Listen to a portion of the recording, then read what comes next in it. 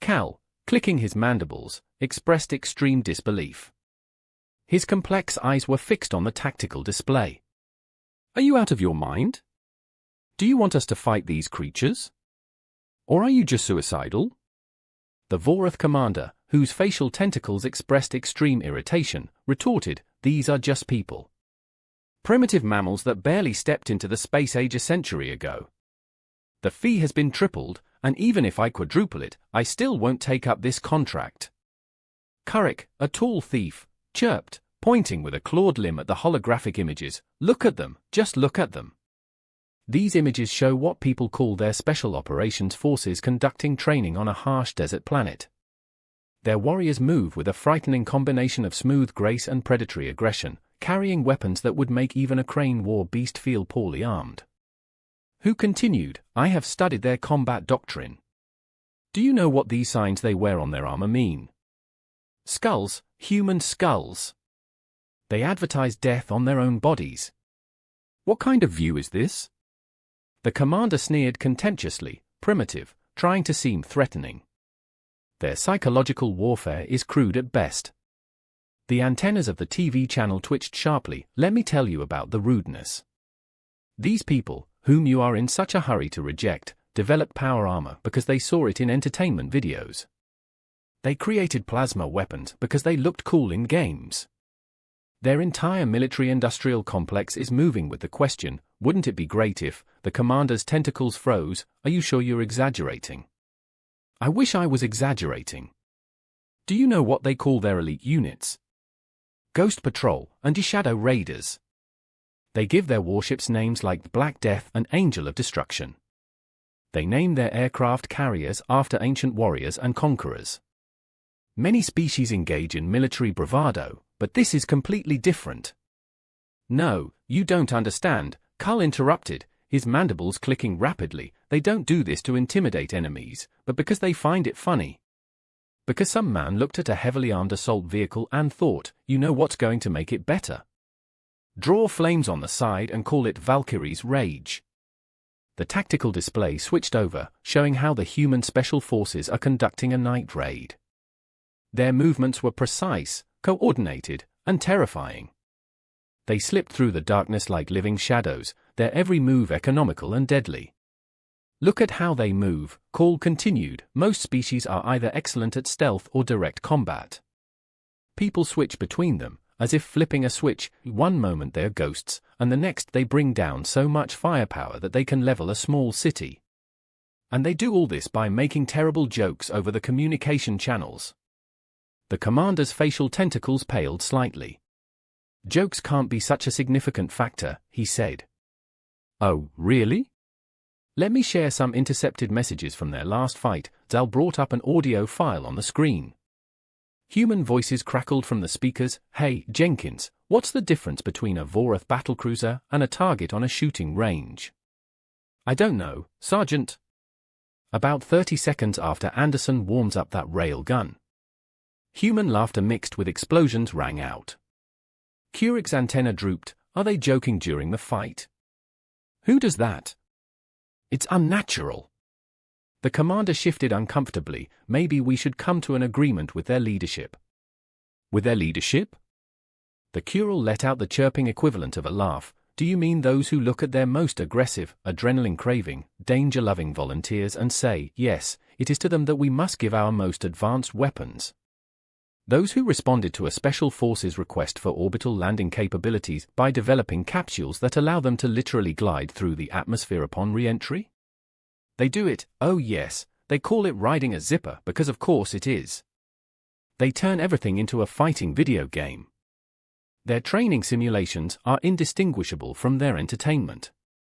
Do you know what they call their combat stimulants? Energy juice. Their medical technologies on the battlefield are steam packs. It's like they're living in their own fighting fantasy." The tactical display showed even more footage, men in power armor performing impossible maneuvers, their movements enhanced by neural interfaces and synthetic muscle fibers. "And don't even start talking about their improvement programs," Zal continued. "Most species strive for either biological or technological development. People said, both, And to be cool. They have soldiers who can interact directly with their weapons, process combat data faster than our best AI, and run for days without rest. And what do they do with these opportunities? They're competing to see who can pull off the most ridiculous stunt in a real fight. The commander's skin turned a sickly shade. Surely they have some weaknesses? Oh, they are there. They are reckless, prone to improvisation, and constantly testing the capabilities of their equipment. But here's the thing, they know these are their weaknesses and have turned them into their strengths. They train in case of equipment failure, practice improvisation. Their doctrine literally has instructions on when to ignore the doctrine. This is crazy. Exactly, Zal replied, and that's why I won't fight them, because the only thing scarier than their capabilities is their enthusiasm for using them. They don't just join the fight, they enjoy it. They turn war into an art form, with their own culture, traditions, and jokes for their own. The commander's tentacles were tied in tight knots. Perhaps we should reconsider our expansion plans? You're thinking clearly now, Creel agreed, because let me tell you the worst, all these special forces we've been watching are their regular units. They have even more elite units that they keep secret. Can you imagine what they might be like? I'd rather not know. A wise choice, Coral chirped, because I've heard rumors about their covert operations teams, stories about operatives who can change probability, who can go through dimensions, who can. That's enough. The commander's tentacles were practically tied in knots. The contract is cancelled. We will look for easier conquests elsewhere. A good choice, Coral chirped, because the only thing more dangerous than human special forces is what happens when they get creative. Did you know that they once used orbital drop pods to deliver high-yield explosives disguised as supply crates? The enemy has dragged them into their own warehouses. They called it Operation Special Delivery, and laughed about it for weeks. As the commander hurried away, Coral turned back to the tactical display. The footage showed a squad of human special forces practicing hand-to-hand combat. Their movements were a deadly dance of precision and controlled violence. One of them performed a perfect backflip while firing two weapons at the same time. Complete lunatics.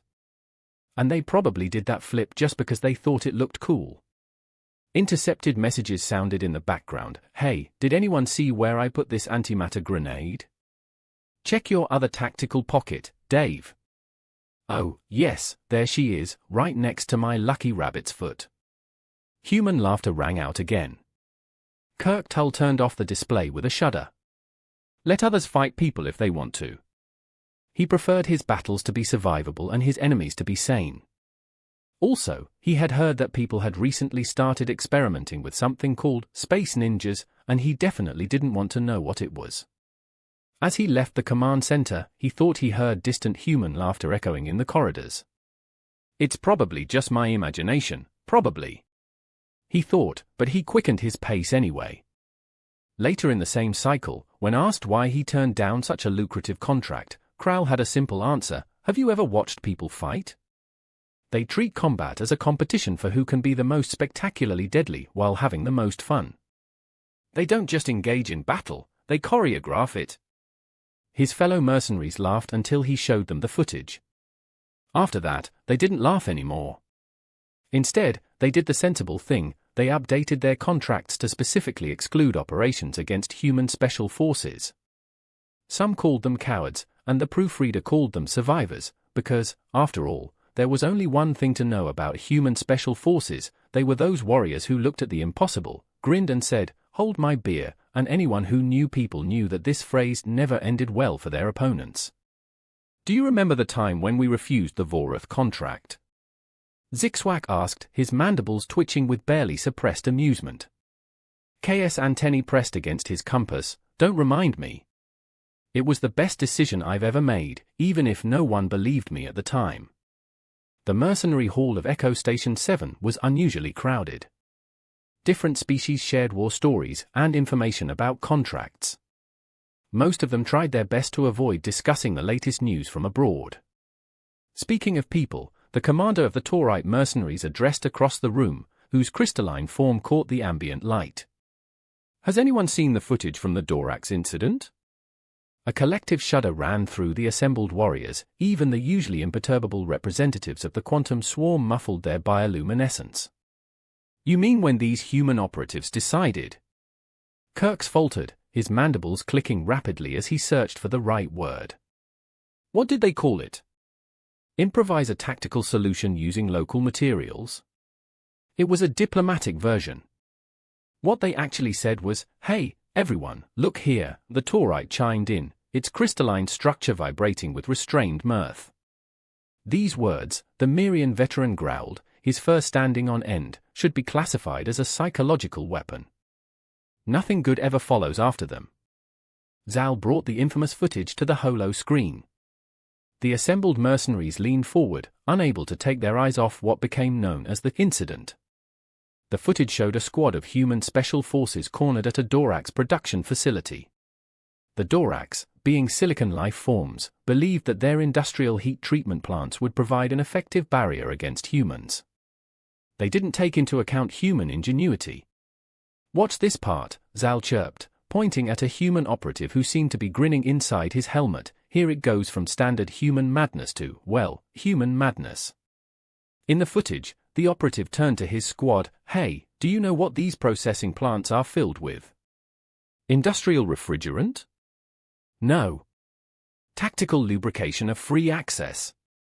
What followed was a masterclass in what people called adaptive problem solving, and everyone else called total insanity. The operative somehow transformed the facility's heat treatment network into an improvised distribution system for their combat stimulants and explosives. They turned the cooling system into a weapon. They turned the temperature control equipment into a delivery mechanism for military-grade stimulants and powerful explosives, while joking that it was like in that video game. The newly arrived drone of the quantum swarm buzzed in disbelief. "Something about a plumbing simulator and speedrunning," Crickle added. The footage continued, showing how the Dorax forces discover to their horror that the infrastructure of their own facilities has turned against them. The operatives created what they cheerfully called a party delivery system for the entire base. "Order one extra spicy combat cocktail, it's coming soon. Don't forget to tip your waiter." There was the sound of explosions mixed with human laughter. "But that's not the worst part," said Zixwag. "Tell them about the maintenance drones." Zal's antennae drooped.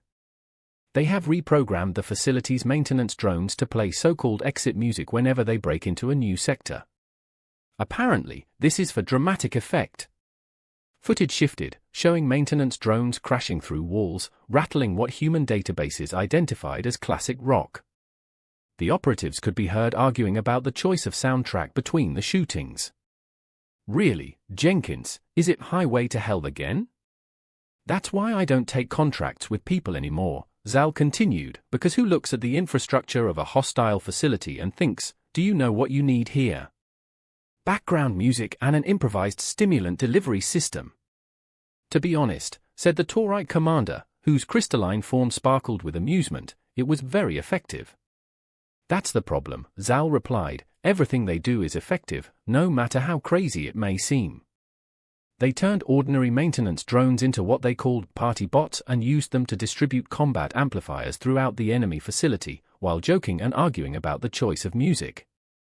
The footage showed the last moments of the operation, operatives, gliding on reprogrammed maintenance drones through corridors filled with pairs of stimulants, fired in both directions, shouting quotes from their entertainment materials. "Remember, children, do not repeat this at home if you have not passed the proper certification course." And even more laughter, more explosions. They recorded instructional videos after that, Zixwag added quietly, called it Creative Use of Resources 101, turning the enemy base into a place for their party. The assembled mercenaries sat in stunned silence, digesting this information. Finally, the Mirian warrior said, "So they not only pulled off this madness, but also turned it into a learning opportunity." In full, Zal concluded, with reviews and suggestions for alternative musical selections for various tactical scenarios.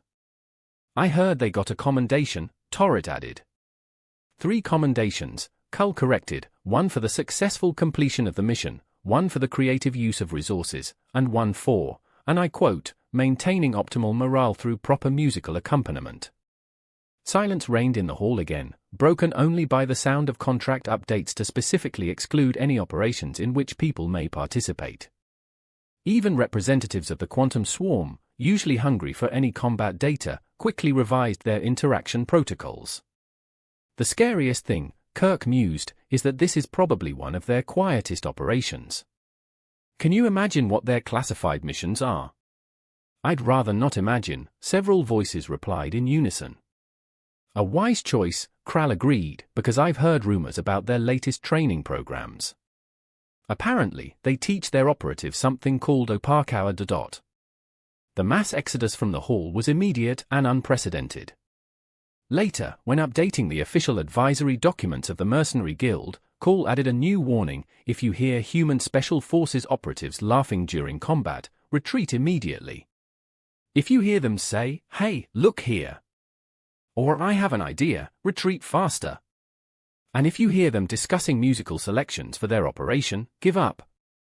It will be easier this way. The advisory opinion was approved unanimously, because if there was one thing the galaxy's mercenary community had learned, it was that the only thing more dangerous than human special forces was human special forces, who were having fun, and they always had fun. Meanwhile, at the classified Human Special Forces Training Center, Sir, quantum engineers are requesting advanced courses in something they call probability-enhanced breakdancing. Approved. But tell them that the spins need more chic. That's right, sir. Is it worth adding tactical choreography to the standard curriculum? Better make it mandatory. We must not allow our operatives to lag behind in the dance arms race that we accidentally started. Sir, about this. Some other species request rhythm-based warfare training.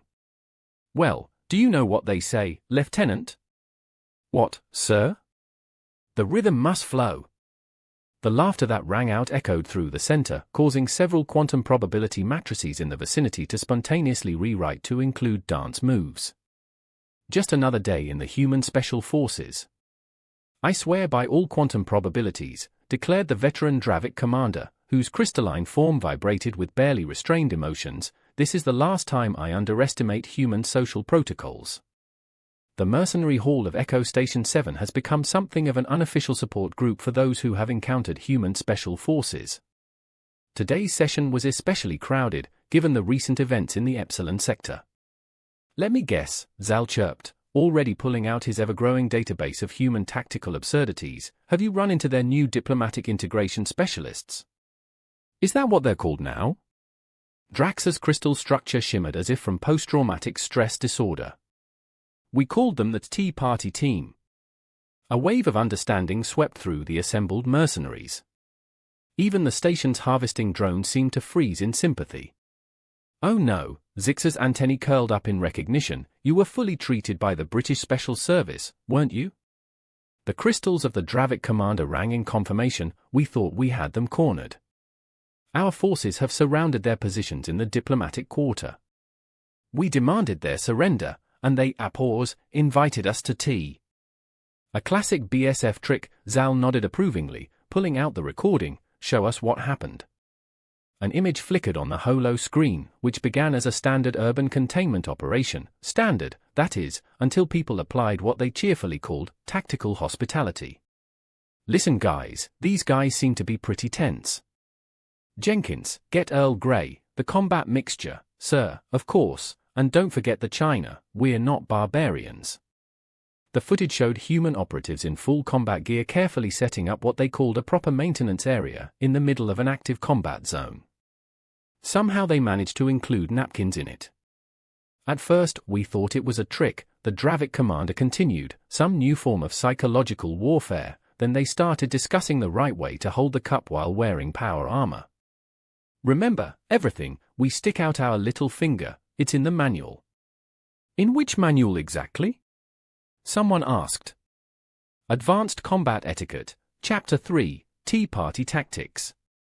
Footage showed increasingly puzzled Dravik warriors watching as human operatives discussed the tactical advantages of various tea blends while maintaining full combat readiness. But that's not the worst part, the commander's crystals rang alarmingly.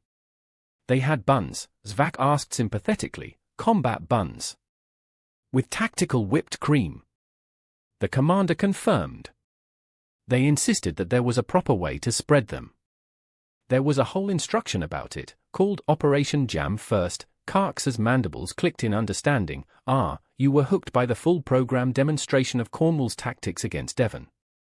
The footage showed human operatives engaging in heated debates about the proper preparation of buns, while casually defusing explosive devices and holding defensive positions. With all due respect, sir, the Devon method provides excellent tactical cover. This is dangerously close to insubordination, Jenkins. Everyone knows that Jam First is an excellent approach. Perhaps we should consult with the management of the Royal Combat Catering. There were arguments. Did they have a real manual on this? The newly arrived representative of the Quantum Swarm buzzed in disbelief.